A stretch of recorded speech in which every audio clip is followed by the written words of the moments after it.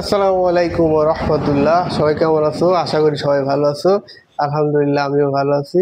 তো আজকের ইলেকট্রন বিন্যাসের পরবর্তী ভিডিও সেটা হচ্ছে কিভাবে নিষ্ক্রিয় গ্যাসের সাহায্যে ইলেকট্রন বিন্যাস নির্ণয় করা যায়, এবং এইটা জানলে 9, 10 ইন্টারমিডিয়েট এবং অনার্স মাস্টার্সেও এর সাহায্যে ইলেকট্রন বিন্যাস নির্ণয় করা সম্ভব। তাহলে শুরু করা যাক। যেমন হিলিয়ামের 2, নিয়নের পারমাণবিক সংখ্যা 10, আর্গনের 18, ক্রিপ্টনের 36, জেরনের 54 এবং রেডনের 86, আর জিঙ্কের হচ্ছে 30। জিঙ্কের এই 30 কিভাবে আমরা ইলেকট্রন বিন্যাস সেটা করতে পারি। যেমন এই হাইড 1s2 কিন্তু হিলিয়ামের ইলেকট্রন বিন্যাস হয়, আর এই 2p6 এ হয় হচ্ছে হিলিয়ামের পরে নিয়ন। তাহলে এটা হচ্ছে নিয়নের ইলেকট্রন বিন্যাস। তারপর 3p6 এ হবে হিলিয়াম, নিয়ন, আর্গন, তারপরে এটা হবে ক্রিপ্টন, এটা হবে জ্যানন এবং এটা হবে হচ্ছে রেডনের ইলেকট্রন বিন্যাস। তাহলে আমরা যদি মনে রাখি এটা, তাহলে সহজে আমরা যে কোনো মৌলের 118টা মৌলের ইলেকট্রন বিন্যাস নির্ণয় করা সম্ভব। তবে এই 118টা মৌলের মধ্যে 20টা মৌল আছে ব্যতিক্রম। প্রথম 36টার মধ্যে মাত্র 2টা ব্যতিক্রম, একটা হলো ক্রোমিয়াম 24 আর একটা হলো কপার 29, আর তারপরে আরো মোট 18টা ব্যতিক্রম মৌলের ইলেকট্রন বিন্যাস আছে। সহজেই আমরা এটা নির্ণয় করতে পারবো যদি কয়েকটা নিয়ম জানা থাকে। তাহলে জিঙ্কের ইলেকট্রন বিন্যাস কত হয়?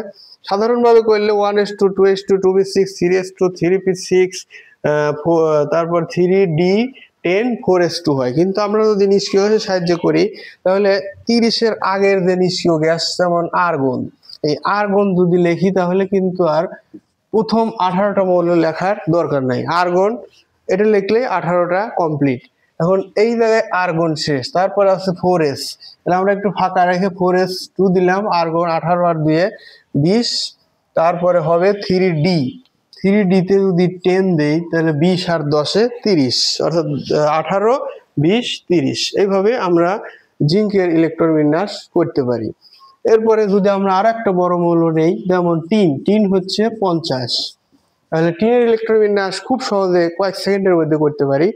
যেমন টিন হচ্ছে 50, ক্রিপ্টন হলো 36, জ্যানন হলো 54, তাহলে জ্যানন নেওয়া যাবে না, কোনটা নেওয়া লাগবে? ক্রিপ্টন।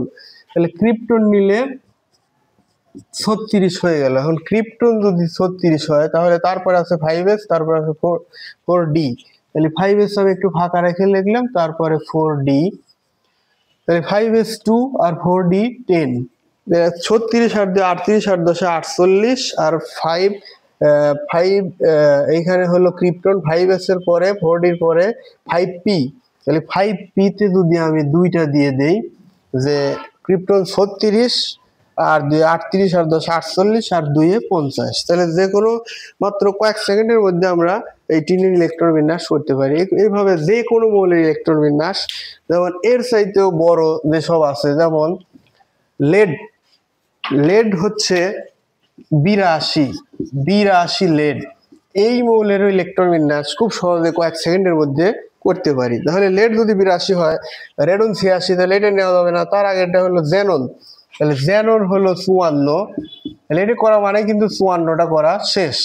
তাহলে জ্যানন যদি 54 হয়, তারপর আছে 6s, তাহলে এখানে লিখলাম 6s2, তাহলে 54 আর 2 56, তারপরে আছে হচ্ছে 4f 5d, তাহলে এখানে 4f তারপরে 5d, কিন্তু পূরণ হবে আগে হচ্ছে কোনটা? 4f আমি 14 লিখলাম, তাহলে 54 আর 2 56 আর 4 60 70, আর লাগবে হচ্ছে 12, তাহলে এখানে 10 দিলাম 80, আর 6s এর পরে আছে হলো 6s এর পরে কোনটা হবে? 6p, 4d 5d এর পরে আছে হলো 6p, তাহলে 6p তে যদি 2 দেই তাহলে কত হয়ে গেল? 82। অর্থাৎ ধরুন 54 আর 2 56 আর 14 60 70 80 82, এইভাবে আমরা 118টা মৌলের ইলেকট্রন বিন্যাস করতে পারবো। এর মধ্যে 36-এর মধ্যে 2টা ব্যতিক্রম আছে, যেমন হচ্ছে ক্রোমিয়াম 24 আর হলো কপার 29, এই 2টা ব্যতিক্রম মৌল যদি আমরা করি, ক্রোমিয়াম 24, তাহলে ক্রোমিয়াম 24 তার আগের ইলেকট্রন নিষ্ক্রিয় গ্যাস হচ্ছে আর্গন, তাহলে আর্গন এখানে 18 আর 4s2 20, তারপরে আছে 3d 20 আর 4 24, এইরকম স্বাভাবিকভাবে ইলেকট্রন বিন্যাস হওয়ার কথা ছিল 3d4, কিন্তু এখানে 3d4 হবে না, কারণ আমরা জানি অর্ধপূর্ণ এবং পূর্ণ অরবিটালগুলো সুস্থিত হয়। আর অর্ধপূর্ণ কত, এই D10 আছে, D10 হলো পূর্ণ আর এর অর্ধেক হচ্ছে D5। আবার F14 আছে, এর অর্ধেক হলো F7। এভাবে P6 আছে, পির অর্ধেক হচ্ছে P3। তাহলে এখানে এর অর্ধপূর্ণ ইলেকট্রন যদি আমরা বসাই তাহলে এখানে D5 হবে। আর D5 হলে এখানে 4s2 না হয়ে 4s1 হবে, 4s1 হবে। ঠিক একইভাবে কপার 29, কপার হচ্ছে 29, তাহলে তার আগে নিষ্ক্রিয় গ্যাস হলো আর্গন। তাহলে আমরা এখানে আর্গন বসাইতে পারি।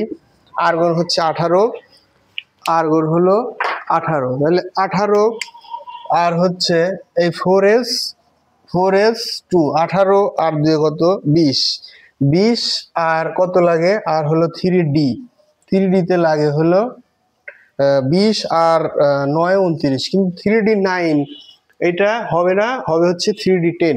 তাহলে এটা না হয় হবে 3d10 আর এখানে হবে 4s1, অর্থাৎ এইটা হবে না, এইটা হবে। এটাই হচ্ছে অর্ধপূর্ণ এবং পূর্ণ অরবিটালের কারণে এই অরবিটালটা সুস্থিত হয়, এই কারণে এইভাবে হয়। তাহলে আমরা যেটুকু আলোচনা করছি মোট 3টা ভিডিওতে মোটামুটি ইলেকট্রন বিন্যাস সম্পর্কে বিস্তারিত ধারণা দিয়েছি, এবং এইটুকু যদি তোমাদের জানা থাকে আশা করি যে কোনো মৌলের ইলেকট্রন বিন্যাস করা সম্ভব, এবং খুব সহজে এই নিষ্ক্রিয় গ্যাসের সাহায্যেও করা সম্ভব। আশা করি সবাই বুঝতে পারছো। তো যদি এই ভিডিওটা ভালো লেগে থাকে তাহলে লাইক করো, কমেন্ট করো, শেয়ার করো এবং আমার চ্যানেলটার পাশে থাকো। ওকে, সবাই ভালো থেকো। আসসালামু আলাইকুম, আল্লাহ হাফেজ।